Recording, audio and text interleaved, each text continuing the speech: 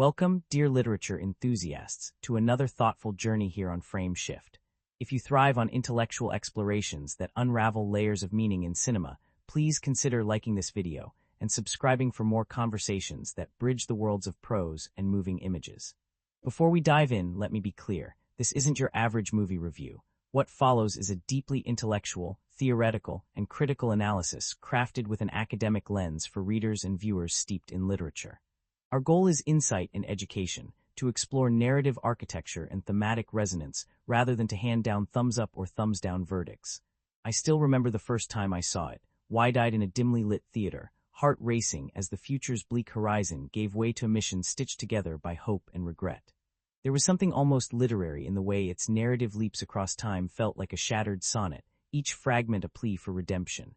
In that moment, I thought of the poems I once wrote in college, lines torn apart and woven back together, searching for coherence amid chaos. This film's rippling timelines spoke to me on that same level, each era's distinct cadence echoing my own restless attempts to reconcile past mistakes with present longing. The story begins in a world ravaged by consequences. Cities lie in rubble. Survivors tread through rain-slick streets haunted by shadows that move too fast, too precise. It shook me to my core, tapping into the primal fear that time, once fractured, might irreparably splinter our sense of self. Then, with a jolt of narrative alchemy, the tale bends history. A century from that dying age reaches across decades, entrusting a mission to younger selves whose choices will ripple forward like pebbles dropped into a still lake. It's a structure that reminded me of Borges' labyrinths, stories folded within stories, where each corridor echoes with both promise and peril. As the plot unfolds, we meet familiar faces and new participants in this dance across years. Some carry the weight of wisdom hard-earned in the future's crucible, others brim with the idealism of youth, yet unscarred by the knowledge of what might come. I recall the surge of empathy I felt for each character, as though I too were burdened by hindsight's relentless glare. Watching them wrestle with destiny felt like observing a troupe of characters in a modern epic poem, heroes whose verses are written not with quills, but with time's unforgiving march. There's a moment early on that still sends a shiver down my spine, the flash of sentinel steel cutting through midnight fog, the hum of unseen engines poised for one final strike. In literature, we often discuss the power of foreshadowing, the artful hint that awakens anticipation. Here, the film plants those seeds in every shot, the glint of metal, the flicker of a dying street lamp, the echo of distant screams. It's a masterclass in atmosphere, demonstrating how visual motifs can carry narrative weight equal to any line of dialogue. I've always been drawn to stories of reluctant redemption, and there's a character arc here that resonated deeply. I recall riding the subway home after the screening, clutching my notebook, scribbling furiously about how a single act, both small and colossal, can recalibrate an entire world. It made me think of times in my life when I, too, faced choices that felt momentous yet fragile, words spoken in anger, opportunities seized or let slip away. The film crystallized for me the idea that our personal histories, no matter how remote they may seem, are forever entwined with the present we shape. Amidst the tension of battles waged across rooftops and corridors of power, there are quieter moments that shimmer with poetic grace. In one early scene, dawn's pale light filters through amber shards of stained glass, casting fractured rainbows across marble floors. It reminded me of passages in Gabriel Garcia Marquez's work, where the mundane and the miraculous coexist in a single breath. Here, the cinematographer uses light itself as a character, a witness to both devastation and the fragile bloom of new possibility. When our protagonists travel back to a world on the cusp of seismic change, they find politics and technology entangled in a dance as old as civilization itself. I recognized in their debates the echoes of my own graduate seminars, where we dissected ideological rifts and pondered whether knowledge inevitably corrupts or can, instead, become a beacon of liberation. Watching those tense discussions unfold on screen, I was struck by how fiction can reflect our real-world dilemmas, how the struggle to outwit destiny mirrors our own quests to outgrow the stories we tell ourselves about who we are. The narrative's brilliance lies in its refusal to simplify the moral landscape. Allies of one era become adversaries in another. Trust is shattered and rebuilt in the span of a single decision. It's a thematic exploration reminiscent of classical tragedies, where every choice carries both cause and consequence. A passing glance can ignite friendship or suspicion, a whispered secret can seed revolution. The film treats time not as a river flowing in a straight line, but as a tapestry woven with threads that twist and knot, each thread colored by the intentions and errors of those who handle it. Key elements and twists arrive with a thrilling inevitability. There's the pulse-pounding reveal of a betrayal that's as personal as it is epical, the kind of moment that makes you sharp intake of breath, heart thudding, with the recognition that a single misstep could doom everything. I remember gripping the armrest, my own questions about forgiveness and vengeance swirling in my mind. This wasn't mere spectacle. It was a meditation on the fragility of trust, on how the past we cannot change demands the present's courage to reconcile rather than to retaliate. And then there's the moment where futures collide, when the weary eyes of those who have endured too much lock with the hopeful gaze of those yet unscarred. It's a tableau that felt to me like a living fresco, characters frozen in a moment that transcends chronology. It made me think of my grandmother's stories of war and rebuilding, how survival sometimes hinges on the empathy extended by a stranger, or the stubborn refusal to accept despair. This film, in its grand design, honors that same spirit of collective resilience. I've spoken with friends who dismissed such tales as mere genre fare, but I've found that beneath the surface of its action beats the heart of myth. It's the myth of Prometheus bringing fire to mortals, of Orpheus yearning to rewrite fate's decree, of every storyteller who has ever gazed at the stars and wondered whether we might yet reshape our destinies. That mythic undercurrent is why this narrative resonates with those of us who came to stories through the pages of dusty tomes and the margins of annotated volumes. We sense in its warped weft of timelines a kinship with literary designs that challenge us to read more deeply, to interrogate the assumptions that scaffold our understanding of cause and effect. Of course, I won't spoil every delight. Suffice it to say that alliances will be tested, sacrificial gambits will astonish you with their emotional potency, and the final convergence of past and future pulses with an urgency that lingers long after the credits begin. Expect moments when you'll feel your own breath catch, when the music's swell carries the weight of unspoken longing, and when the subtle play of shadows and light will feel as eloquent as any poem you've ever savored. In closing this introduction, I want to extend a heartfelt invitation. Let us step beyond the confines of conventional critique and embrace this film as a living text, one that speaks to our literary instincts, our thirst for thematic depth, and our unquenchable curiosity about what binds us across ages. Prepare your questions about destiny, power, and the redemptive arc of the human and mutant spirit. In the chapters ahead, we will delve into character arcs as though they were chapters in a novel, dissect narrative structures with the precision of literary theory, and uncover the philosophical bones that make this story hum with meaning. Thank you, friends, for joining me on this prelude to exploration. If you delight in peeling back layers of narrative and savor the interplay between plot and philosophical inquiry, you're in the right place. Let's continue this journey together, with open minds and generous hearts, ready to discover anew the truths that lie hidden in plain sight. Please like and subscribe if you're as excited as I am to bridge the worlds of literature and film. I can't wait to dive deeper with you.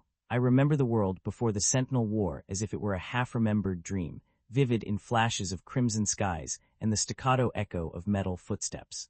Our story opens in that ravaged future, where shattered skyscrapers loom like jagged gravestones and survivors drift through smoking ruins, eyes hollow with memory of what once was. In the heart of this devastation, a small band of mutants has learned to endure, carving out safe havens beneath overpasses and in the hushed vaults of abandoned subway tunnels. Their faces bear the toll of endless conflict, scars etched by sentinel claws, voices muted by loss, but even in that darkness I sensed a stubborn ember of hope. It was woven into their whispered plans, the careful way they drew maps of secret routes, and the way they passed stories of a distant legend, one of returning to the past to rewrite this shattered fate. At the center of that flicker of hope stands an older Wolverine, his adamantium claws dulled by grief and his memories haunted by failure. I first saw him hunched in the gloom, fingers grazing the muted light of a burial shrine where photos of fallen friends flickered on tiny screens. His shoulders, once erect with defiance, stooped under the weight of the future's despair. Yet even as the sentinel drones hummed overhead and the air trembled with the promise of another sweep, there was a determination in his eyes, an unspoken vow that the past need not dictate the fortunes of tomorrow.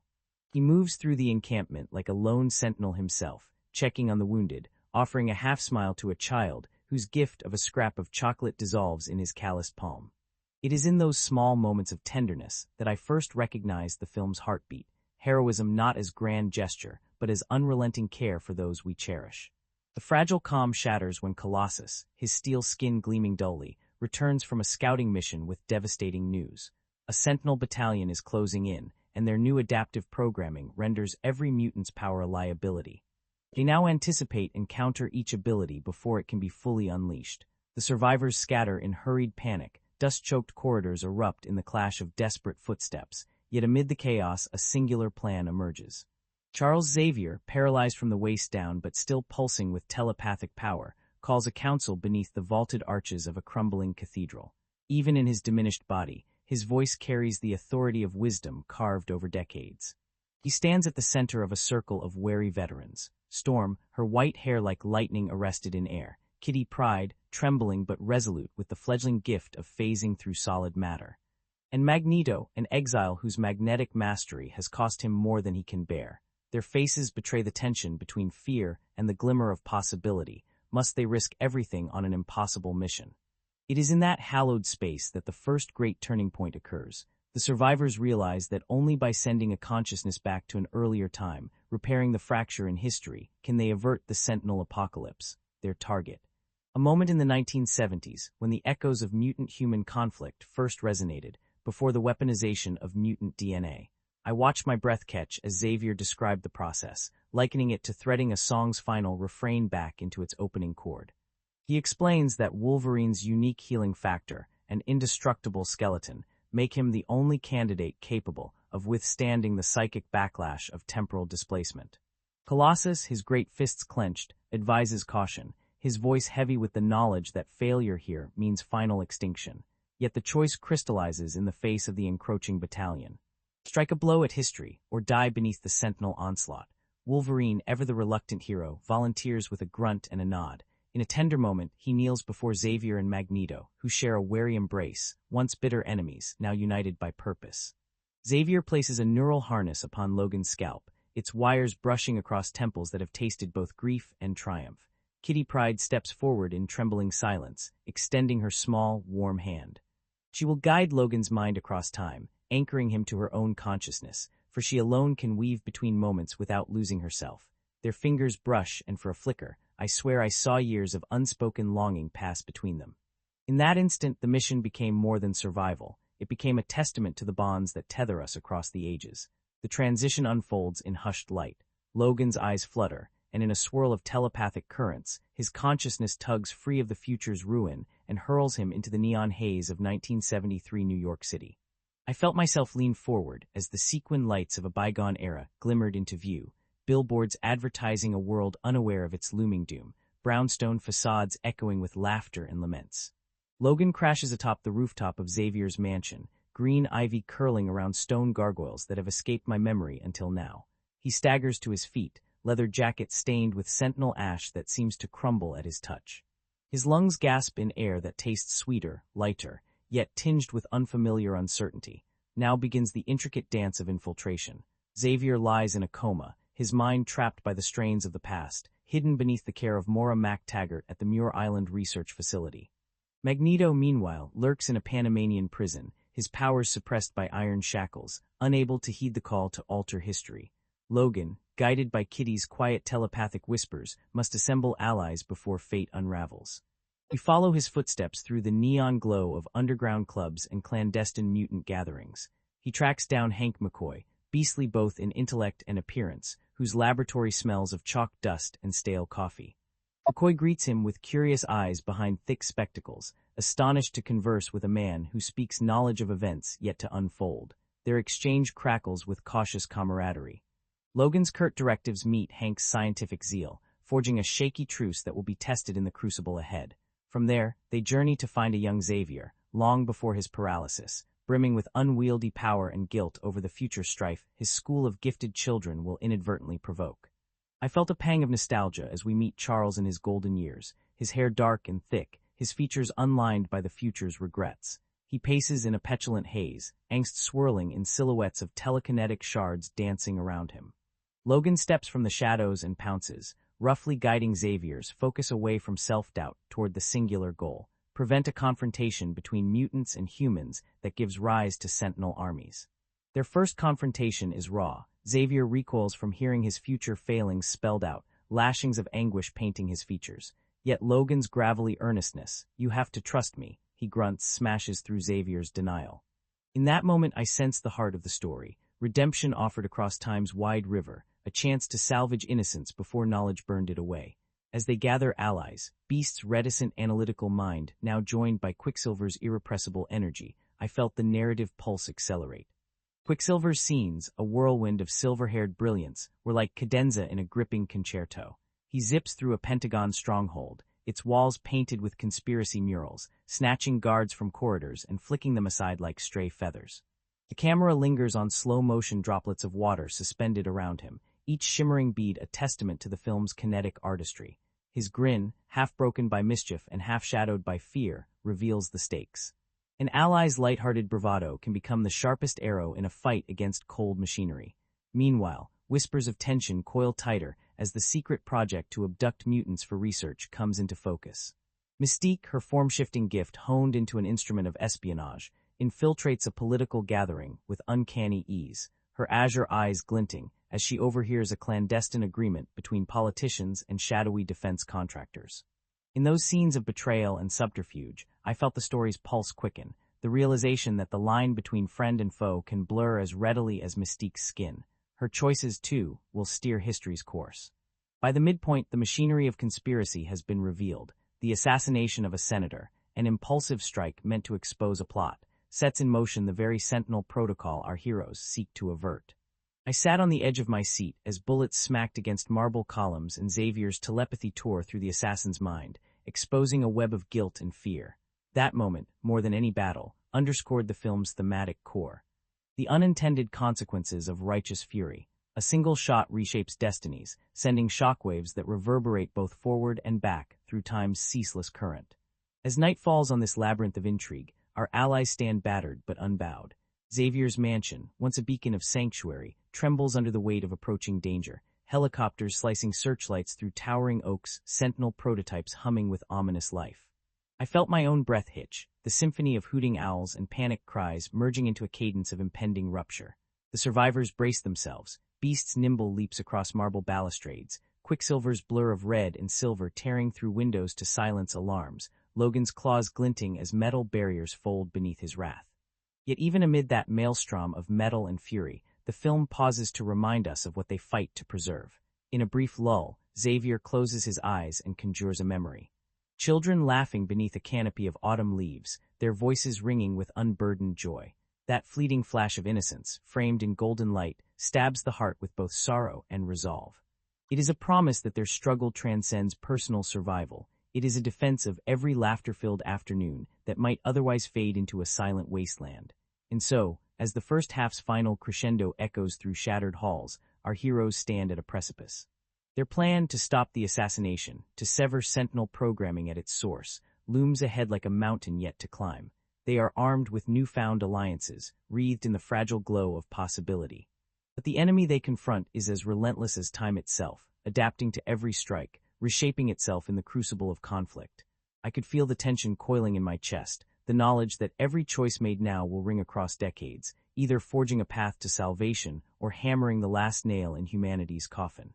In those moments, I remembered my own reckonings, times when I wished I could step back into a past conversation and soften a harsh word, when I longed to redirect the course of a mistake before it metastasized into regret. The film's first half captured that universal yearning, the desire to reclaim agency over the currents of history, to stand defiant against the tide of inevitability. And though our hero's path remains fraught with peril, the ember of hope burns bright, illumining every footstep as they press on into the unknown. The moment Wolverine's claws echoed against the marble floor, slicing through Sentinel steel as if it were parchment, marked the turning point where he, Xavier, and their ragged band of allies stepped beyond mere survival and into the crucible of destiny. The air in Xavier's mansion crackled with static energy, the storm-tested windows rattling as though the future itself pressed against their walls. I remember leaning forward, breath held, as the heroes braced for the clash that would decide not only their fates but the course of two eras. Colossus, his metallic frame dented but unyielding, led the charge through the corridors, each step a thunderclap against the darkness. His mission, reach the mansion's central control hub and override the Sentinel activation code before it could be transmitted to defense satellites orbiting overhead. Storm, her white eyes glowing with latent power, soared above them, her cloak of wind whipping through shattered chandeliers, channeling charged currents to short-circuit electronic locks. I felt my pulse quicken at every crackle of lightning summoned at her fingertips, reminding me that nature's fury, when guided by compassion, can become the fiercest form of guardianship. Below them, Kitty Pryde wove through walls as if born of smoke, guiding Beast's flexible form around tsunami-sized security doors. Hank's brilliant mind, once so fascinated by theory, now worked at fever pitch, recalibrating the neural harness clamped to Logan's head to fortify his psychic anchor in the present. Kitty's quiet encouragement, just a little longer, Hank, felt like a lifeline tossed across a chasm of time, tethering all their hopes to the smallest gestures of trust. But just when victory seemed within reach, the echo of Wolverine's snarled warning cut through the tumult. Mystique had infiltrated their ranks. Her cobalt eyes, cold with purpose, glimmered above a half-smile as she pressed a concealed trigger beneath Xavier's helm. The neural link, frayed by sabotage, sent a jolt of psychic feedback that knocked Xavier's mind back into the present's haze. His telepathic roar of anguish bucked the entire network, sending shockwaves that fractured the mission's fragile cohesion. I remember the sick twist in my gut at that betrayal, how the bonds of chosen family can fracture at the seams in a world where fear stalks every echo. In the roar of confusion, Sentinels converged, their adaptive protocols humming with lethal certainty. Panels of glass exploded outward as guards fell beneath blue-lit blades, and the mansion's corridors transformed into rivers of flame and steel. Colossus's shout rang out as he caught a collapsing beam, muscles straining against gravity. Storm's eyes flickered with both sorrow and resolve, her winds now howling a dirge for the fractured fellowship. Even Wolverine, spirit unbowed, found his claws chipped and tremulous, the psychic backlash whispering of failure's cool embrace. Yet from the ashes of betrayal and the maw of despair, a sliver of defiance took root. Kitty Pryde, her face etched with determination, phased through the neural control conduit, weaving around the stabilizing rods to reach the sabotaged connections. Beast, summoned by Hank's frantic calls, hurled himself into a tangle of circuits, bridging snapped wires with makeshift connectors of silver and steel. Their combined efforts sent a ripple through the disrupted link, and Xavier's mind surged back, roaring with the telepathic power that had once been his birthright. In that instant, I felt the electric thrill of redemption, the knowledge that even in our darkest moments, the smallest acts of loyalty can rekindle hope. As the neural harness reset with a shuddering snap, Wolverine's consciousness untethered from the future's ruin and refocused on the mission at hand. His claws carved a path through Sentinel armor until he stood before the command console, breathing heavily. Kitty's voice, soft but unwavering, slipped through the psychic static. "Now, Logan, end this." He paused only a heartbeat before plunging his claws into the terminal. Sparks flew like fireworks, circuits sizzled, and the Sentinel activation code fizzled into oblivion. The great guns in orbit ground to silent halt, and the Sentinel battalion beyond the mansion's gate stood frozen, wires cooling as though lives had been snuffed out in mid-strike. But the war was not yet won. Mystique, anguished by the failure of her gambit, fled into the night, leaving behind the echo of unresolved motives. The mansion's battered defenders, bloodied but unbroken, assembled in the grand hall, every face alight with relief and the weariness of battle. Xavier, his chair repaired by Kitty's careful touch, looked upon them with pride wreathed in sorrow. "We have bought the world its future," he intoned, voice laced with both triumph and the shadow of sacrifice. In that room, the lines between past and present blurred, as they exchanged glances heavy with shared scars. I remembered my own moments of hesitant victory, how elation often folded into a quiet reckoning with all that had been lost along the way. With the Sentinel threat diffused, the heroes turned their focus to Wolverine's final choice: return to the future he had left behind, or remain in this fragile present to help Xavier forge a new path. Logan's gaze drifted over their circle, the fierce loyalty in Colossus's stance, the tender fierceness in Storm's stormlit eyes, the spark of gratitude in Kitty's patient smile, and the glint of regret in Xavier's proud gaze. He recalled the wasteland of the future, the faces buried beneath Sentinel ash, and the promise he had carried across time, that sacrifice could yield salvation. And yet, as dawn's pale light bathed the mansion's broken columns, he felt the tug of newfound purpose, to stand alongside these companions in the dawn of a new age rather than vanish into the mists of time. "I'll stay," he rumbled at last, voice quiet but resolute. Kitty's hand closed around his, the click of their fingers a vow reborn.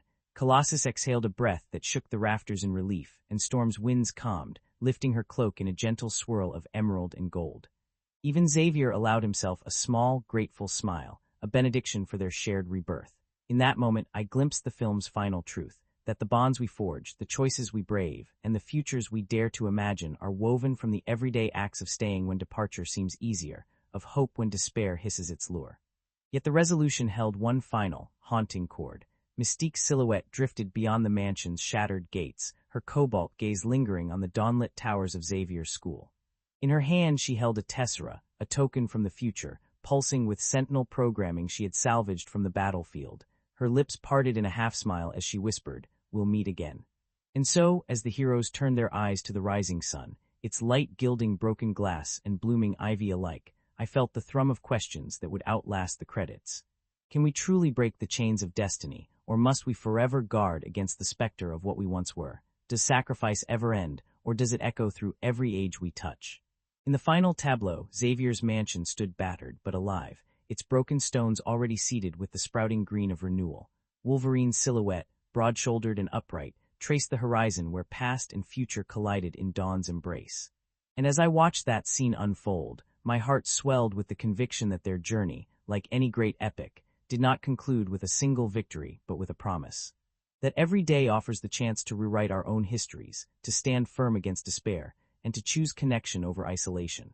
It is a promise I carry into my own life's narrative each time I face a crossroads, and one I hope will linger in every mind that dares to venture beyond fear and echo the refrain of hope across the vast corridors of time. I've always believed that stories come alive in the souls of those who carry them, and here, in this tale of fractured timelines and impossible hope, the characters emerge as living embodiments of our own struggles for agency, connection, and redemption. At its emotional core stands Wolverine, haunted wanderer whose adamantium claws and feral instincts mask a heart tender enough to cradle the world's shattered futures. From his first flicker of memory in that ruined cathedral, I felt the weight of every loss he has borne, the ghosts of friends long fallen, the echo of every promise he failed to keep. Yet beneath the gruff exterior lies a man forged by pain into an unbreakable will, one whose reluctant heroism pulses in every scarred gesture and every whispered vow to make it right. It was in the small moments, Wolverine kneeling before the holographic shrine of memories, his fingers brushing the flickering image of a fallen comrade, that I saw the paradox of his strength, the fierceness born of compassion's refusal to yield. I've known that same tension in my own life, when the desire to shield those we love wields power both protective and crushing. His journey across time reflects our shared need to reconcile past mistakes with present courage, to let empathy temper the sharp edges of regret. Among the most luminous spirits is Charles Xavier, once a man of towering idealism, whose paralyzing tragedy would have felled many. In youth he strode the world with dreams of harmony. In old age he bore the burden of futures collapsed into ruin. But even as his body lay broken, his mind blazed with the tethered threads of hope, telepathic waves that spanned decades, seeking a soul strong enough to bear their weight. I recall how his quiet resolve resonated with my own convictions, that true leadership is measured not by the vastness of power, but by the courage to wield it in service of others, even when the cost is more than one person can bear. His partnership with Wolverine, gruff pragmatism entwined with philosophical grace, felt to me like the meeting of earth and sky. Xavier's gentle insistence that Logan confront not only the future's horrors, but the moral choices that sculpt it spoke to the alchemy of trust. How two souls, forged in very different fires, can become kindred instruments of change. Then there is Magneto, exile and elder whose shifting loyalties carve one of the story's most haunting arcs. I remember the ache in his voice when he spoke of children lost, of a world that would cage their brilliance in fear. His conviction that only power can protect the persecuted mirrored my own private wrestlings with authority and vulnerability, how the most ferocious defenses often mask the deepest terrors. Yet in his reluctant alliance, I saw redemption's glimmer, a reminder that even the most hardened heart can find its path back to solidarity when a cause transcends personal vendetta. Magneto's majestic control of metal, each whirling fragment of steel dancing to his will, felt like a ballet of wrath and grace. Those scenes reminded me that our capacities for destruction can, paradoxically, become instruments of salvation when guided by empathy's firm hand. Storm, elemental sovereign whose whispered incantations summon winds and lightning, offers another dimension of inner strength. I've known souls who carry calm as their secret weapon, whose silence resounds with authority. Her quiet gaze, calm as a still sky before the storm's birth, contains the patience of nature's own rhythms. Yet when she unleashes the heavens' fury, it is with a precision born of deep compassion. A fierce protector who bends raw power to shield the vulnerable. In her, I recognize the gift of listening, how attunement to others' needs can shape our own greatest strengths. Kitty Pryde's journey from tentative student to steadfast guide embodies the shattering of self-doubt into purpose. I remember the soft tremor in her voice as she first phased through walls, the uncertain delight as she realized her gift could both conceal and reveal. Her bond with Wolverine, anchored to his drifting consciousness, spoke to the tender courage required when we become someone's lifeline across the abyss of fear. In my own life, I've grasped that power lies not only in grand heroics, but in the willingness to stand unwavering in another's darkest hour. Beast, brilliant mind in a beastly form, reflects that duality of reason and instinct. His scholarly curiosity clashes with his own rugged strength. Each page he turns tempered by the sinews that could tear steel.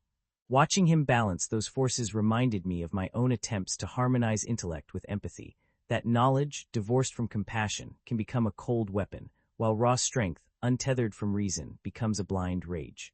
Quicksilver, silver-haired whirlwind of levity and grit, brings a flash of mischief that belies his fierce loyalty. In his errant quips and whirlwind rescues, I sensed the exhilaration of embracing one's gifts without apology.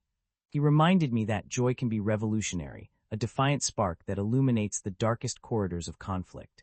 His loyalty under fire, that fleeting smile amid chaos, captured the thrill of solidarity that pulses through friendships forged in adversity. Mystique's shape-shifting sorrows carved the plot's deepest twist. In her cobalt gaze, I saw the ache of belonging denied, the cost of self-reinvention demanded by a world that fears your true face. Her betrayal struck like betrayal's own spear, yet in her conflicted heart, I found the reminder that identity is never fixed, that our most profound acts of rebellion can begin with the courage to show who we truly are. Even secondary figures, Moira Mac Taggart's steadfast resolve to rescue a broken mentor, the noble determination of battlefield survivors huddled in subway caverns, wove a tapestry of resilience. Their small acts of courage, a whispered reassurance, a shared ration of food, the silent vigil beside a wounded comrade, echo the truth that no story's heroism is complete without the unsung sacrifices of its quietest souls. Together, these characters form a living mosaic of redemption's possibilities. Each arc, Wolverine's reluctant vow, Xavier's mind-straddling crusade, Magneto's exiled honor, Storm's elemental grace, Kitty's steadfast heart, Beast's reasoned strength, Quicksilver's joyous defiance, Mystique's tortured identity, speaks to facets of our own journeys. They remind us that in the loom of narrative, every thread, no matter how frayed, can be rewoven into a tapestry of hope. In the end, I realized that the film's greatest gift lies not in the spectacle of quaking cities or the flash of superpowered clashes, but in the intimate transformations simmering beneath the surface. It is in Wolverine's tear-streaked vow, Xavier's rising faith, Magneto's hesitant alliance, Storm's protective gusts, Kitty's unwavering anchor, Beast's gentle lectures, Quicksilver's laughter in midair, and Mystique's final, glancing sorrow before disappearance. Their metamorphoses call us to reflect on our own capacities to heal, to forgive, and to choose connection over isolation.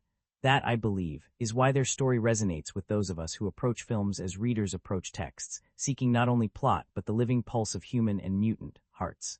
In their trials I find echoes of my own, the ache to rectify past mistakes, the yearning for belonging, the fear of betrayal, the fierce embrace of solidarity. And as I carry their tales forward, I know that their transformations ripple into mine, inviting me to step, each day, into a new page of possibility. I still remember the first time I dove into the making of this film, drawn not by the roar of mutant powers on screen, but by the whispers of chance and serendipity that rippled through its production like secret currents beneath a stormy sea. It began on a chilly Montreal morning, where we gathered in a soundstage the size of a cathedral, its steel rafters draped in the ghostly light of early dawn. The art department was already abuzz, set pieces strewn like fragments of a vanished city. Crumbling walls scorched by sentinel fire, twisted metal arches dripping with ivy. In that moment, I felt the pulse of imagination, the sense that something extraordinary was taking shape, one tiny revelation at a time. Little did I know that behind every scaffolding and camera placement lay a trove of anecdotes so strange they seemed to belong to another world entirely. Long before the first director's call echoed through the halls, the screenplay itself had performed a kind of time travel. Writers Simon Kinberg and Zach Penn wrestled with drafts that leapt across decades, chasing logic through loops of cause and effect. According to those who were there, one early version nearly collapsed under its own ambition. The script spanned three separate eras, 1973, the embattled future, and a daring detour through the 1990s, only to be pared back at the 11th hour for the sake of clarity. Legend has it that a single, caffeine-bolstered night of rewriting erased an entire sequence in the 90s, freeing the narrative to focus on the urgent dance between past and future. I've always been fascinated by these pruning sessions, where epic ideas are trimmed like bonsai branches to reveal the story's true form. On set, the weather itself seemed to conspire with the film's themes of rupture and renewal. We were shooting winter exteriors in Quebec City when a freak mid-April blizzard descended without warning. Cameras were dusted in ice, actors' breath smoked against the lens, and the crew huddled behind sandbags to keep cables from snapping. It was as if the Sentinel apocalypse had seeped into reality, a portent of the chaos the mutants faced on screen. Rather than postpone, director Bryan Singer embraced the fury of the storm, weaving the snow into battle scenes as a symbol of desolation and resilience. That unexpected downpour appears in the film's early sequences, a swirl of frozen ruin that could not have been planned, yet feels as integral as any storyboarded moment. Perhaps no sequence exemplifies the film's marriage of technical daring and playful oddity better than Quicksilver's famous Pentagon rescue. On paper, the scene was simple. A superfast mutant dashing through security to free imprisoned friends. But on the day of the shoot, the choreography required weeks of previsualization, hours of rehearsal with stunt performers, and a small army of practical effects technicians. Evan Peters, fresh-faced and nimble, sprinted through corridors rigged with squibs that exploded in his wake. His laughter rang as bright as the flashbulbs that captured his every move. Later, sound editor Big John Ottman, who also composed the film's score, revealed that the swift swoosh of Quicksilver's passage came from nothing more exotic than a well-placed tennis ball swung on a rope. That same ball, damp with sweat, now rests in a glass case at the studio, a humble artifact from the moment where speed met whimsy. Inside the makeup trailers, strange alliances formed over prosthetics and Conte pencils. Rebecca Romijn, donning the steel sheen of Mystique's midnight form, spent hours beneath airbrushes as her colleagues swirled custom-blended pigments across her skin. She later confessed that she and Jennifer Lawrence, beneath layers of Nightcrawler's cobalt freckles, formed a clandestine support group for painted people, sharing tips on how to remove silicone slats without eroding the top layer of epidermis. The two would laugh through the itching and tingle, swapping stories of hair glue mishaps, and the time a stray drop of blue foam snuck into Jennifer's coffee mug. Those stolen moments of camaraderie remind me that beneath every superpowered guise lies a group of friends bonded by shared absurdity. As the cameras rolled on the mansion's grand hall, where Wolverine receives his mission from Xavier's trembling chair, the production designers unveiled another secret. The stained glass windows behind them weren't glass at all, but a network of LED panels. Each shard, digitally programmed, could shift hue from dawn's rosy glow to storm-gray menace in a fraction of a second. Yet when the crew first tested the system, the panes glowed neon pink, bathing the actors in bubblegum light. The director nearly called roll again before the cinematographer climbed a ladder, toggled a hidden switch, and restored the glass to its intended majesty. That glitchy moment of electric fuchsia survives in the outtakes, a reminder that even the grandest illusions depend on circuits and quick thinking. Down in the prop department, the Sentinel armor prototypes occupied a corner like a silent legion. These hulking suits, each one sculpted by hand, had steel exteriors built over latex cores. They were so heavy that actors reported feeling as if they were lugging portable safes. One day, a junior prop assistant discovered that by inserting a small power drill into the Sentinel's back panel, he could engage the macrofoamed latex, inflating the limbs into an even more monstrous silhouette. Suddenly, the Sentinels could grow on cue, their shapes swelling in the heat of battle. That improvised effect, born from boredom and curiosity, made its way into the final cut, those moments when the machines appear to ascend in size as though feeding off mankind's fear.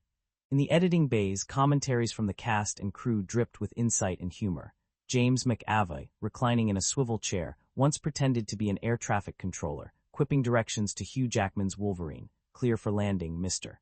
Howlett runway at 12 o'clock, during a particularly intense rescue montage. Jackman, for his part, responded by swapping in a toy pilot's headset during a pickup shot, making a low-altitude flight call before the camera rolled. These improvised digressions found their way into the rough cuts as silent nods, small frames where you can catch McAvoy barely suppressing a grin, or Jackman's jawline still outlined by the headset's cushion. They're blink-and-you'll-miss-it Easter eggs that remind us that even the weightiest tales emerge from playful humanity. The soundtrack sessions offered their own brand of whimsy. John Ottman, torn between his roles as composer and editor, constructed the main theme on a keyboard perched atop a stationary bicycle. He claimed that cycling the four-octave scales infused the melody with kinetic energy, as though each pedal stroke translated to the rhythmic heartbeat of Maxwell's mutants. Meanwhile, the percussion came from an array of banging metal drums, actual scrap from the Sentinel armor molds, captured in a crumbling warehouse overseen by a stray cat who one night leapt across the kit, eliciting a sudden series of unplanned cymbal crashes that were smoothed into the ambient tracks. That feline cameo remains in the low-frequency roar during the film's climactic battle, a secret salute to the unpredictable magic of collaboration. On location, a serendipitous cameo appeared in an alleyway shot. A delivery driver's van bearing the logo of Frosty's Refrigeration, which, unbeknownst to most, was the catering sponsor's old truck. The driver, an extra hired for crowd scenes, had inadvertently parked directly in the hero's path. Rather than reshoot the chase, Singer wove the van into the narrative, its frost-coated doors adding an ironic chill to the heat of battle. That unintentional prop became a spoke in the film's wheel of destiny, a testament to the story's willingness to adapt at a moment's notice. Weather again intervened during the outdoor shoot in Monument Valley, where the team captured breathless shots of the desert sprawl. They intended to shoot under Golden Hour's warm glow, but instead were met with a monsoon that thundered across the buttes in a wall of spray. Cameras splattered, lenses fogged, and the ground liquefied into mud. For a moment, production ground to a halt until the director, drenched but undaunted, declared they would shoot the downpour as a prelude to the final showdown.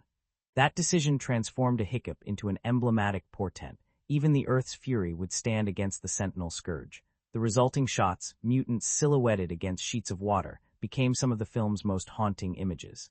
When it came to the final wrap party, the studio celebrated not with champagne but with a solemn ceremony. Each department leader, art, sound, stunts, placed a personal memento into a time capsule. A splinter of Sentinel armor, a glass vial of the first lead color test, a fragment of Quicksilver's tennis ball, a half-burned fuse from the mansion's defaulted security system. The capsule was sealed and buried beneath a newly planted oak on the studio lot, accompanied by a plaque reading, "Here lies a world saved by imagination." Crew members toasted with mugs of hot cider, sharing stories of weirdest glitches and proudest triumphs. I remember the hush that fell as the oak's roots embraced the buried memories, a living monument to the countless serendipities that animate every frame. Even years later, fan conventions pulse with debates over rumored Easter eggs. The fleeting glimpse of Mystique's silhouette in a darkened doorway, a single bullet shell inexplicably engraved with Roman numerals, or the whispered rumor that one of Quicksilver's corridor vaults was choreographed not by stunt coordinators, but by Peters's own dreams of flight. Technicians who worked on the 3D conversion will swear that some shots, when viewed cross-eyed, reveal hidden symbols etched into the Sentinel's armor, tiny glyphs that correspond to the composer's chord progressions. Whether truth or myth, these whispers keep the film's magic alive, a reminder that creation is itself an unending tale, told and retold in the flicker of a projector's light. And so, as I reflect on the strangest facts of this cinematic odyssey, storms embraced as co-stars, tennis balls reborn as superpower effects, cats orchestrating percussion, and accidental cameos woven into destiny, I'm reminded that films are living organisms. They breathe through the people who shape them, laugh in the moments of unplanned brilliance, and grow in the fertile soil of chance and camaraderie. Every frame carries within it the echoes of 1,000 small miracles. Hands that sculpted armor, voices that sang in control booths, cameras that caught snow where none was scheduled. In those accidental sparks lies the true alchemy of storytelling, a boundless reminder that even in worlds of fabricated futures, the wildest surprises spring from the beautifully unpredictable heart of humanity. I still feel the echo of that opening sequence, the desolate future cityscape where Sentinel drones slice through ash-choked skies and survivors huddle beneath the wreckage of their own civilization. From a critical standpoint, this isn't merely spectacle but a clarion declaration of stakes. The film demands we confront the ultimate cost of unchecked fear and hatred. When those Sentinels first thunder into view, their adaptive protocols gleaming like cold absolutes, I sensed an immediate resonance with contemporary anxieties. About surveillance, about prejudice weaponized, about the way institutions can morph into faceless enforcers. It set the tone for everything that followed, a blockbuster grounded in real-world concerns, reminding us that worst-case futures are born in our collective choices today. That grim tableau gave way to a council beneath the cathedral's fractured arches, where Xavier convenes the last of his kind. Critically, this scene operates on two planes. Narratively, it gathers allies for a desperate gambit. Thematically, it stages a debate about intervention versus survival. Storm's rippling cloak of wind, Magneto's metallic frame gleaming beneath torchlight, Kitty Pryde's trembling resolve, all these elements blend mythic imagery with political allegory. We witness lines drawn between aggressive resistance and cautious pacifism, mirroring real-world dialogues about protest tactics and ethical limits. When Xavier extols the necessity of rewriting history, the film challenges viewers to question whether radical change justifies radical means, a question that hasn't lost its urgency in any era. The decision to send Wolverine's consciousness into the past marks the narrative's first critical pivot, and it bristles with philosophical complexity. Time travel stories often risk collapsing into paradoxes, yet here the film weds the conceit to character arcs. Logan's trauma-laden psyche, untamed in the future's wasteland, suddenly encounters the wide-eyed possibilities of a world unbroken by Sentinel rule. That collision of hardened pragmatism and youthful hope becomes an allegory for generational dialogue, where those who have endured the worst must learn to trust those who have not yet tasted despair. The careful staging of that moment, Logan's claws sliding through the neural harness, the telepathic hum that fractures his consciousness, underscores the personal sacrifice inherent in bearing others' hopes across time's gulf. Landing in the 1970s, the film executes a masterclass in tonal shift.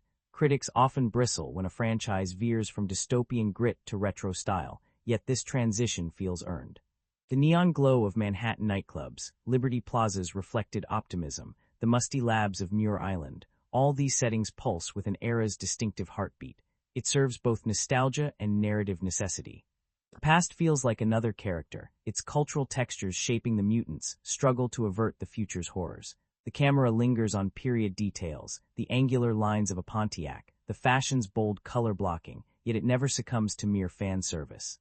Instead, those visuals become texture that heightens our empathy for the character's precarious mission. Among the film's standout events is the Pentagon break-in, orchestrated by Quicksilver and companions. From a critical lens, the sequence subverts typical action beats. Rather than a barrage of explosions and overdriven violence, we glimpse humor, ingenuity, and almost balletic pacing. Quicksilver's corridor-dancing heroics unfold in graceful slow motion, foreshadowed by the tennis ball's prop-driven cue and highlighted by the diegetic soundscape snapping into silence and then swelling with Hans Zimmer, like reverberations. This playful detour serves a crucial thematic purpose. It reminds us that hope can spin its lightest magic even in the darkest hour. Audiences responded with delight, lauding the sequence as a highlight of franchise innovation, and critics used it as proof that action blockbusters can marry inventiveness with narrative heart. The perilous investigation into the assassination plot against Senator Kelly provides the film's gravest twist. Here, the mutants confront the tangled skein of political machination and moral compromise. Mystique's shape-shifting infiltration of a televised debate feels like an echo of modern-day deepfakes and propaganda wars, an uncanny parallel that critics noted with alarmed fascination. When she carries out her blow, her cobalt eyes shimmering with regret, the film forces us to reckon with the ethical ambiguity of intervention. Is it ever right to enact violence to prevent greater atrocities? The assassination, framed in tight close-ups and flayed in slow motion, becomes both a shocking narrative jolt and a prism for exploring the film's thorny theme, that noble intentions can bloom into tragedies if untethered from empathy. The climactic battle weaving past and future into a single frame, the mass rally at the White House, gates frozen beneath a sky alight with Sentinel searchlights, ranks among the most ambitious sequences in franchise history. Critics were divided. Some hailed it as a visual triumph, a weaving of timelines that pays off Logan's sacrifice and Xavier's dream in one sweeping gesture. Others found it overly busy, a cacophony that threatened coherence. Yet even detractors conceded the emotional payoff. Colin Morgan's McAvoy delivers a stirring speech, telepathic currents rippling through crowds, bridging human and mutant minds in a gesture of unity. That finale crystallizes the film's thesis. Only through mutual recognition, empathic communion can hatred be dissolved. The climactic rupture of Sentinel machinery, exploding outward like shards of broken prejudice, becomes catharsis for both characters and audience, a release as primal as any mythic hero's triumph. Beyond the blockbuster spectacle, the film resonates in smaller moments of quiet reflection. Xavier's comatose visage, framed by golden candlelight in the mansion's chapel, speaks to cost and care as much as any action beat. Critics praised these quieter scenes, arguing that they anchor the film's emotional core. They demonstrate that even in a narrative propelled by time-bending conflict, the human and mutant need for compassion and healing remains paramount. Looking at the film's reception, we see that these critical moments shaped both box office success and cultural conversation. It grossed hundreds of millions worldwide, yet its true legacy lies in sparking debates about representation, agency, and collective action. Scholarly articles dissected its allegories of surveillance capitalism and genetic othering, while op-eds pondered the film's call for intergenerational solidarity amid climate collapse and social strife. Fan communities rallied around the themes, creating art that paired Quicksilver's speed with protest flyers, or remixed Xavier's speech into manifestos for real-world solidarity. The film's emotional resonance endures because its significant events, time travel's gamble, assassination's moral inversion, climactic communion, circle back to universal questions. Can we rewrite our mistakes? When is violence justified, and when does it betray our highest ideals? How do we find hope when history hems us in? These aren't mere blockbuster queries, but the dilemmas of every age, and this film, in weaving them into mutant epic, reminds us that the battle for our future is fought in the tiny choices we make today. In the final analysis, this film stands as a testament to the power of genre storytelling to mirror our deepest fears and highest aspirations. Its major events, each battle, betrayal, and breakthrough, are vessels for themes that echo far beyond the screen. Empathy's redemptive spark, the necessity of principled action, and the fragile hope that connects us across eras. Its reception affirmed that audiences hunger for narratives that challenge as much as they exhilarate, that demand reflection amid the spectacle. And its emotional resonance lingers because, at its heart, it is a story about people, mutants in an imagined future, but reflections of ourselves in the mirror of possibility, daring us to believe that tomorrow can be redeemed if we find the courage to change today. I still remember stepping onto the cavernous soundstage in Montreal, where the first set pieces for this tale came to life, steel girders draped with tattered banners, half-constructed ruins that smelled of sawdust and promise. The air hummed with a peculiar electricity, as though the ghosts of both past and future had converged in that very space. Early mornings began with makeup brushes tapping against palettes and actors hunched beneath fluorescent lamps, waiting to emerge as mutants caught between two eras. I wandered among them, drawn by the quiet rituals. Hugh Jackman flexing his claws in the mirror, Michael Fassbender muttering lines under his breath as he practiced Magneto's furrowed scowl, Jennifer Lawrence and Evan Peters swapping stories over steaming coffee cups. Even at that pre-dawn hour, their laughter and camaraderie hinted at the alchemy to come, how dozens of individual talents would fuse into a single, thunderous pulse on-screen. In those first weeks, the script felt like an unfolding puzzle. Simon Kinberg, juggling writing and producing duties, held marathon sessions with a team of script doctors, each one elbow-deep in continuity loops. They'd huddle around a whiteboard scrawled with timelines, arrows pointing from 1973 to 2023 and back again, erasing and redrawing until each causal thread snapped taut.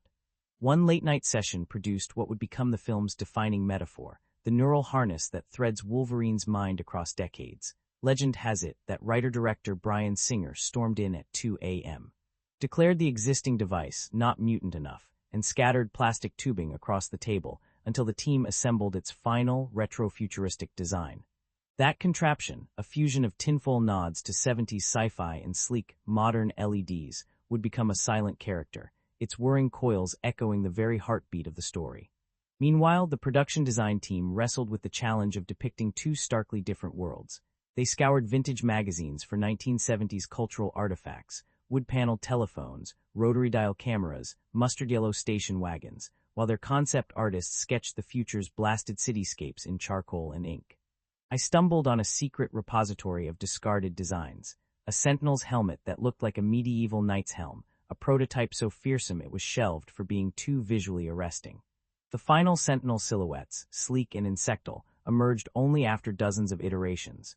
Each new draft edged them closer to the film's central tension, machines forged to protect humanity that instead became its greatest threat. On set, storms seemed to collude with the mutants' plight. During location shoots in a decommissioned steel mill outside Detroit, a sudden thunderstorm swept through, sending rain drumming onto rusted catwalks and flooding the cavernous halls. Electrical engineers scrambled to shield cables, stunt coordinators paused mid-rehearsal, and the cinematographer, undeterred, shouted roll camera, as sheets of water streamed down the walls. That unexpected deluge ended up doubling for the future's acid rains, dripping from Sentinel frames in the film's prologue. Seeing the footage later, the crew marveled at how the unscripted, Storm lent the dystopian realm a raw authenticity no amount of CGI could replicate. Few sequences exemplify the film's blend of precision and improvisation better than Quicksilver's rescue at the Pentagon. The team transformed an empty aircraft hangar into a labyrinth of security checkpoints, then rigged it with hundreds of squibs timed to explode in milliseconds. Evan Peters, harnessed to a custom-built wire rig, sprinted through corridors plastered with tactical signage as stunt drivers sent wheelchairs flying in his wake. Yet the iconic moment, the tennis ball echoing off corridors as Quicksilver outran its bounce, originated as a playful test. A prop assistant lobbed a ball for fun between takes. The sound crew recorded its whoosh and plug-pulled the effect under Peters' lines. When the editor slipped it into the cut, the sequence gained a new, whimsical rhythm that turned a tense break-in into a joyous dance of speed. Behind the makeup mirrors, odd alliances formed over prosthetic slaths and adhesive glue. Rebecca Romian, beneath her Mystique latex, found solace swapping tips with Nicholas Hoult about beard stubble's impact on prosthetic edges. Jennifer Lawrence, sweating through night shoots in a freezer warehouse, handed out packets of trail mix to keep spirits alight. They whispered of silent auditions, how Fassbender perfected a Magneto gesture by adjusting a single eyebrow flick, how McAvoy transformed a tentative stage voice into Xavier's resonant hum. These shared confidences, traded in the hush of hair and costume trailers, became the thread stitching their performances into a tapestry of authenticity. Sound design became a frontier of creativity. Big John Ottman, juggling score and mix, built sonic bridges between past and future. He recorded the clank of metal against metal in an old train yard to serve as the Sentinels' footfall, then layered it with the hum of MRI machines from a hospital sound library. Dialogue tracks featured whispers captured under the stands of a deserted hockey arena, giving Xavier's telepathy its otherworldly reverberation. Ottman's office, cluttered with wine bottles and circuit boards, echoed at night with spontaneous jam sessions as he and the Foley artists tapped on an array of found objects, pots, pans, even a vintage cue ball, to birth the film's visceral heartbeat. When it came time to shoot the climactic battle at the mansion, the crew transformed a defunct manor in Port-au-Prince into Xavier's school. Its grand staircase, painted in chipped pink plaster, served as the axis of war. Stunt performers dangled from harnesses above it, while pyrotechnics specialists rigged miniature charges to shatter stained glass in milliseconds. Timing was everything. An extra's misstep could trigger the window to shatter early, or send splinters too wide. Yet in that chaos of controlled destruction, you witnessed the epitome of collaborative choreography, each explosion cued by a line of code, each actor's move marking another synchrony of art and engineering. On the technical side, the visual effects team faced an uphill charge. Rendering Quicksilver's slow-motion world required a new particle engine devised by ILM's spiffiest coders, one that could track dozens of debris elements in real time. Rumor has it that one VFX artist renamed his workstation Speed Demon and raced toy cars around his desk to replicate the mutant's cinematic momentum. That playful spirit informed countless breakthroughs, from Sentinel adaptation shaders to Wolverine's bone-slice animatronics. When I visited their darkened cubicles, monitors glowed with swirling simulations as artists tweaked variables of color, light, and motion, each adjustment a step toward the uncanny valley border where fantasy feels achingly real. Costume design demanded its own alchemy. Quilted leather jackets were lined with hidden stretch panels to allow stunt doubles to replicate Jackman's feral prowls. Fassbender's cloak for Magneto was cut from the same yardage used in the original 2000 film, a symbolic nod that delighted longtime fans. Jennifer Lawrence's Mystique bodysuit required 4,000 individually hand-painted scales, each weighted with a drop of liquid latex to catch light. On the final day of principal photography, the paint crew spent 14 hours touching up tiny patches that had worn away during fight rehearsals. Their dedication meant that every shine, every bruise, every whispered wrinkle on Mystique's forehead read as perfectly real in the final frames. In the editing bays, the film's composer Ottman routinely interrupted sessions to remind the editors, story first, spectacle second.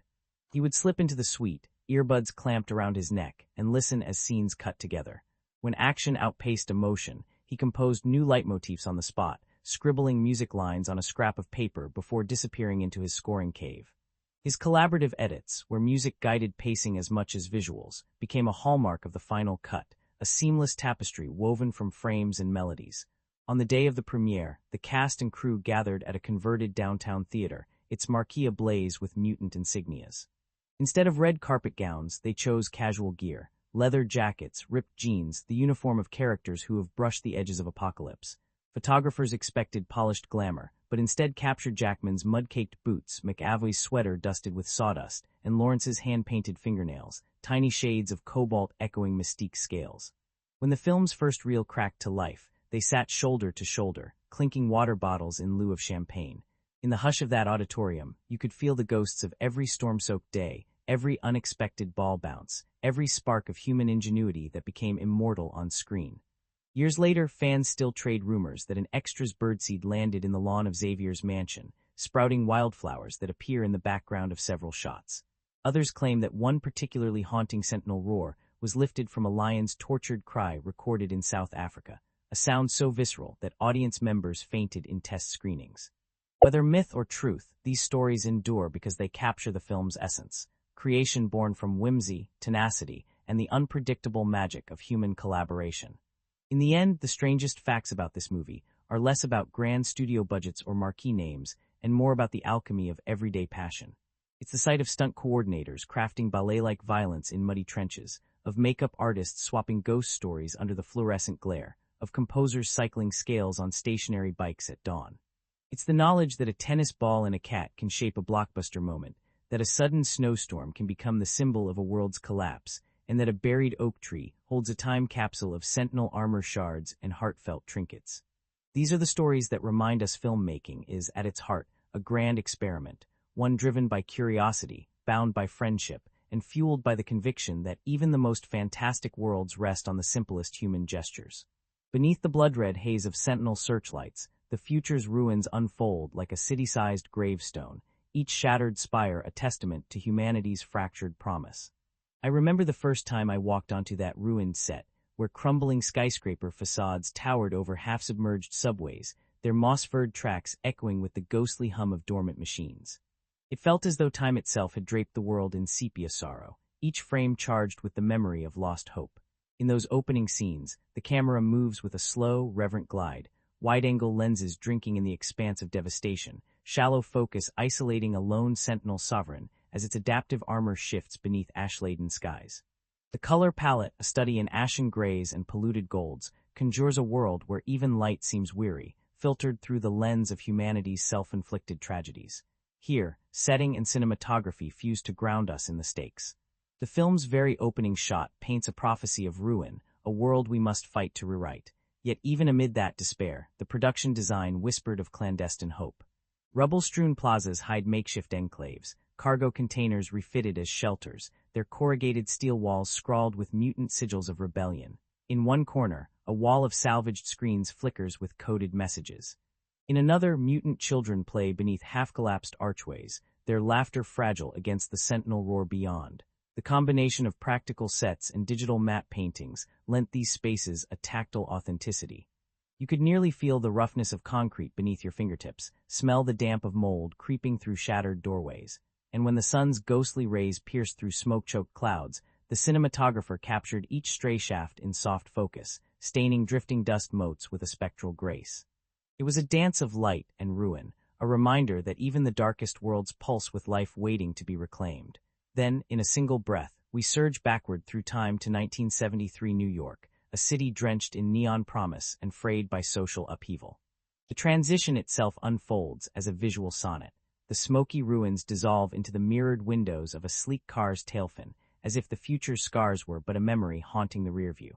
Suddenly, we stand on rain-slick streets, where legal protests swirl beneath the glare of streetlights, and smoky jazz clubs spill yellow haze onto graffiti-laced alleyways.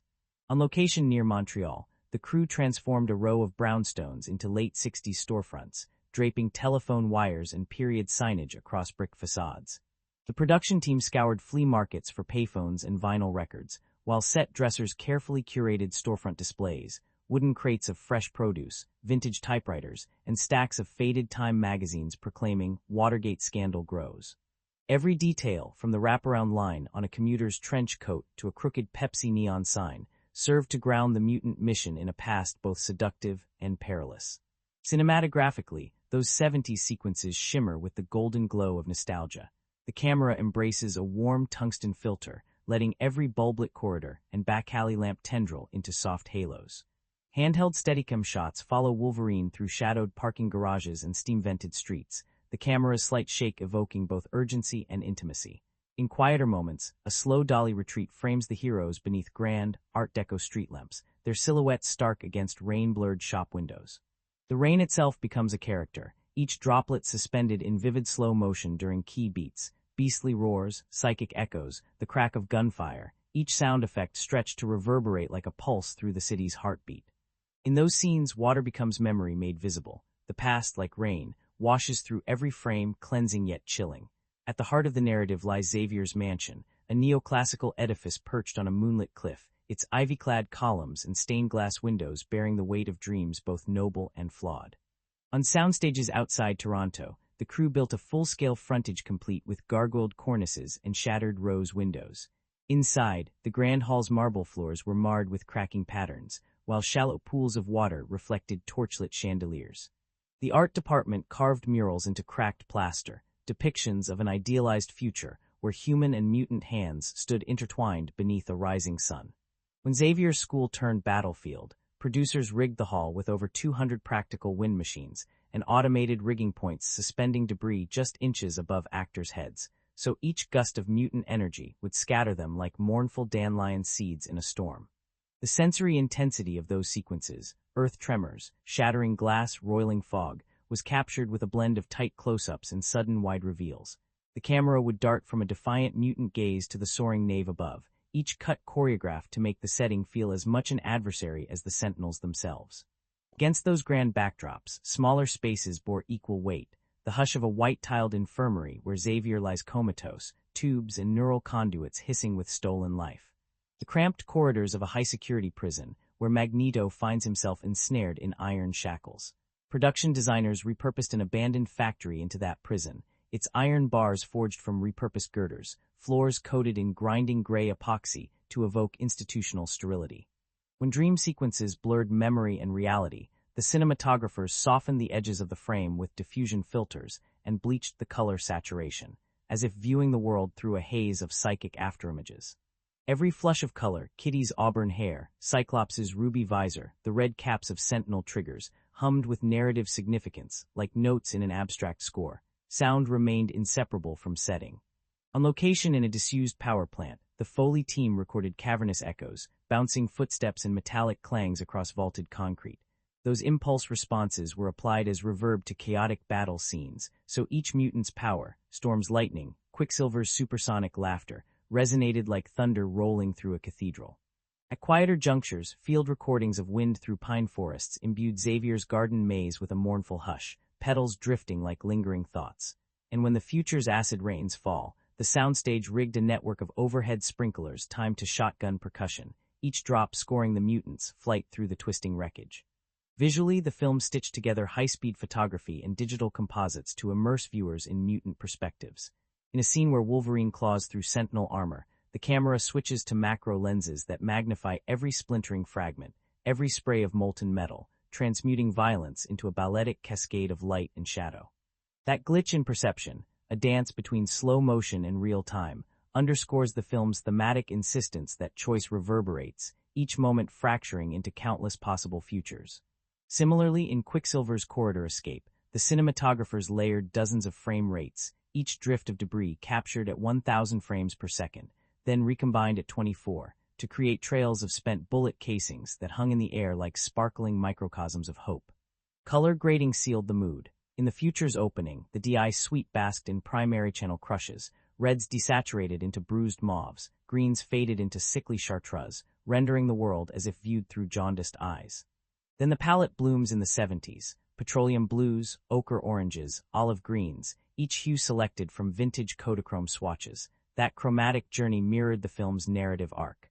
Despair giving way to possibility, hope springing from the soil of adversity. When the mansion's final battle drapes under storm-laden skies, the grade slips back into cool cobalt and slate, the world once more tuned to the bracing edge of conflict. Yet in those closing frames, patches of warm candlelight drift across broken stone, suggesting that even amid ruin, the human and mutant spirit endures. Beyond visual prowess, the filmmakers used framing to evoke psychological states. Xavier's telepathic scenes pull the camera into first-person POV, letting us drift through neural corridors strewn with echoing whispers and fluttering memory fragments.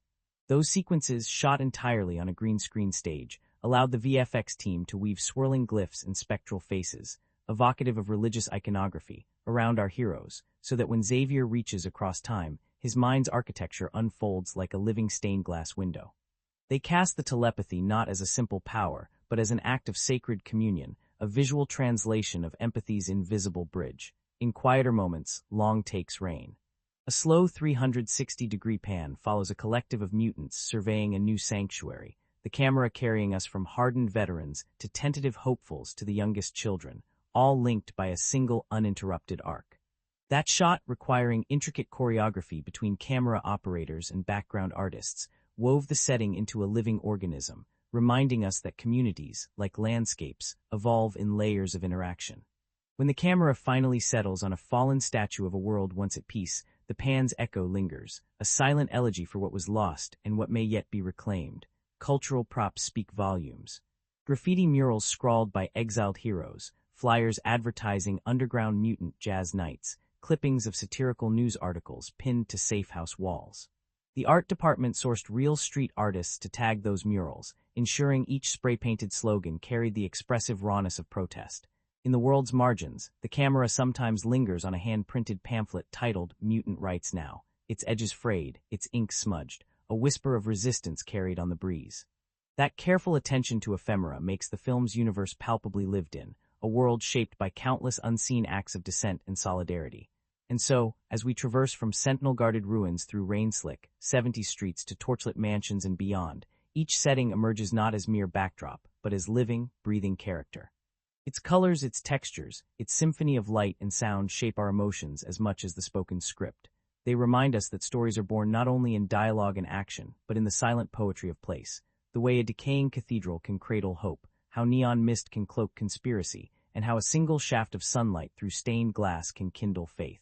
In this cinematic odyssey, the settings and visual elements unite to carry us across time's tides, urging us to believe that even the most fractured world can be reborn in the alchemy of storytelling, and that, in every shutter click and pixel, I sat one evening in a small independent theater in Tokyo, surrounded by local manga artists who had scoffed at big-budget blockbusters, but found themselves moved by the mutants' plight. They whispered about the way the film's themes echoed Japan's own histories of othering and redemption.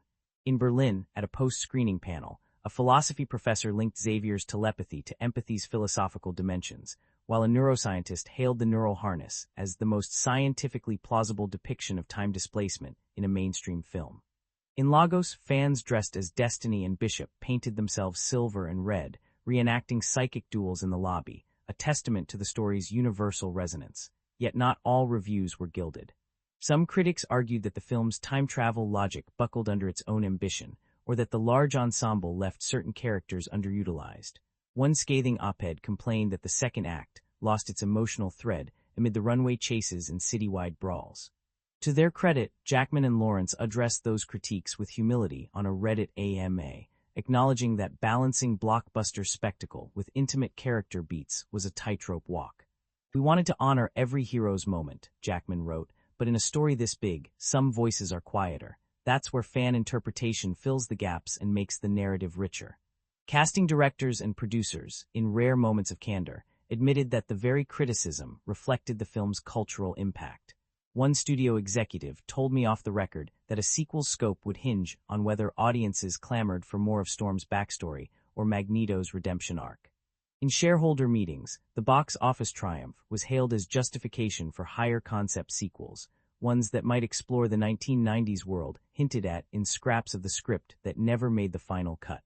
The film's performance became a talking point in business schools as well as film schools, a case study in fan engagement and narrative risk-taking. Through all of this, the cast remained remarkably grounded. At Comic-Con, when Jackman fielded a question from a young fan about fear, he paused and replied, "I get it. Logan's fear wasn't just of Sentinels, it was of losing the people he cared about. I think we all feel that. The choice to face that fear with others, that's the real superpower." The hall erupted in applause, not just for the hero on screen, but for the man behind the mask who articulated a universal truth. Jennifer Lawrence beside him waved off the accolade with a laugh, pointing to an elderly woman in the front row whose hand shook with excitement. Honestly, that's why we're here, Lawrence said, when Mrs. Yamada smiles because she sees her own story in Mystique's eyes. That's worth every blue scale and false eyelash. In the end, the stories of cast interviews and audience reviews merged into a single tapestry. One woven from actors' confessions of personal connection, critics' challenge to narrative ambition, and fans' devotion that turned a film into a communal ritual. Each voice, whether professional journalist or midnight show obsessive, added a thread to the ongoing conversation, ensuring that the film's themes of redemption, empathy, and collective hope echoed far beyond the theater doors. And as I left the final convention panel, ears still ringing with applause, I realized that the true magic of this story lay not in its special effects, but in the way it united so many souls, across studios, continents, and generations, in a shared belief that any future, no matter how shattered, can be rewritten by the choices we dare to make today. The rain began as a whisper, drifting ghost notes against broken concrete, before it grew into a drumbeat echoing through marrow-deep ruins. In that final moment, as the Sentinel patrol hovered silent and Hudson's ash-choked skyline held its breath, I found myself flooded with every scene, every beat we'd unraveled together. We stood beside Logan when he knelt before the flickering hologram of a world erased, felt the tremor of sentry boots under fracturing streets, and shared the stubborn ember of hope that kept that fractured band of survivors alive. We traced their footsteps into the past, watched them gather allies in neon-lit alleyways, and cheered as they rewrote fate with the sharp arc of adamantium claws and the luminous thrust of telepathic communion. We recalled the precise choreography of Quicksilver's bullet ballet, the hush that followed each graceful vault, and the way a single tennis ball bounce could transform a breakout into art. We lingered in the corridors of Xavier's mansion, where torchlight danced on ivy-clad stone and whispered of legacies both noble and fraught. We witnessed Magneto's anguished alliances, Storm's elemental grace in storm-lashed cathedrals, Kitty's gentle hands guiding Wolverine's mind through knotty circuits of time, and Beast's scholarly roars echoing like despair turned into resolve. Each character's journey, scarred, flawed, fiercely tender, became a mirror for our own struggles, the burden of regret, the risk of intervention, the beauty of forging kinship across the chasms of isolation. We paused to marvel at the film's strangest behind-the-scenes marvels. A frantic midnight dash for misplaced Sentinel armor, an impromptu snowstorm recruited as acid rain, Matthew Fassbender's Gregorian jazz lullaby echoes, Rebecca Romyan's costume camaraderie with Jennifer under latex and glue. The taped-up Speed Demon workstation spewing tornado simulations, and Evan Peters' corridor-bouncing tennis ball trick immortalized in a glass display of imagination's triumph. Those tales woven from spilled coffee, impromptu jam sessions in half-lit corridors, and the fierce ingenuity of prop masters revealed the human heart beating at the core of every pixel. We explored the film's world as living canvas, the ash-brown ruins of a Sentinel-ruled future, heavy with the hush of abandoned rail tunnels and makeshift mutant enclaves. The saturated glow of 1973 New York, where neon-drenched rain-slick streets and graffiti-tagged alleyways hummed with protest's echo, the neoclassical grandeur of Xavier's school, ivy-draped, torchlit, trembling beneath battle's roar. And the clinical corridors of Panamanian prisons, where iron shackles bit deep into Magneto's bones. We marveled at the cinematography's painterly depth of field, the tungsten warmth of retro filters, the visceral shakes of handheld lenses in Quicksilver's slow-motion ballet, and the solemn hush in still pools of psychic communion. We heard the Sentinel's footfall, a blend of trainyard clang and MRI hum, thunder through cathedral vaults, and felt the score's fusion of orchestral swell and field recordings weave a song for the land itself. We stood at critical junctures. The opening prologue that draped us in dystopian dread, the council under shattered arches that pitched intervention against survival, Wolverine's psychic leap into the past, Xavier's shattered confidence transformed by Logan's gruff devotion. The assassination plot that stabbed unintended consequences into the heart of righteous fury, and the final siege where mutant unity shattered Sentinel protocol in a cathedral of light and ruin. We debated the moral calculus each twist demanded, felt the sting of betrayal in Mystique's cobalt gaze, and cheered the catharsis of communal triumph as Xavier's mind bridged the gap between fear and solidarity. We listened to the cast, Jackman's quiet confession of grief's alchemy, Lawrence's reflection on identity's elastic pain, Fassbender's plea for empathy's power to redeem, McAvoy's meditation on power and responsibility, Peter's jubilant testament to hope's Quicksilver spark, and we watched as audiences in Tokyo, Lagos, Berlin, and beyond took those reflections into their own lives, crafting art, essays, and manifestos that mapped the film's themes onto real-world struggles for recognition, rights, and reconciliation.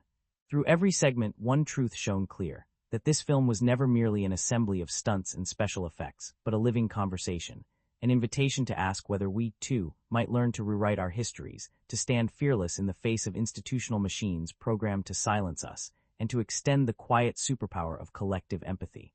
It reminded us that heroism can bloom in battered alleyways and shattered boardrooms, that sacrifice can carve new pathways of hope, and that redemption is not the erasure of mistakes, but the courage to transform them into lessons we carry forward. And so, as the closing titles unfurl and the Sentinel chorus quiets, I invite you to carry these reflections beyond this video. If you found in Wolverine's scars a mirror for your own, in Xavier's shattered dreams a call to rebuild, in Magneto's rage a plea for justice, in Storm's a testament to resilience, then join our community here on Frame Shift. Like, subscribe, and ring the bell so we can journey together into the heart of every story that dares to grapple with the human and mutant condition. Share your thoughts below. Tell me which scene struck you with the most electric truth, which character's choice echoed your own life's turning point. We have tales yet untold, deeper dives into the moral paradoxes this film laid before us, explorations of the next chapters in mutant lore, and conversations that bridge page and screen, scholar and dreamer. So let us step across that threshold together once more, open minds alight with curiosity, ready to explore narratives that challenge as much as they inspire. Because every film, like every life, leaves its echo in the moments we choose to reflect, to question, and to believe that, even in the bleakest futures, our shared stories can light the way forward.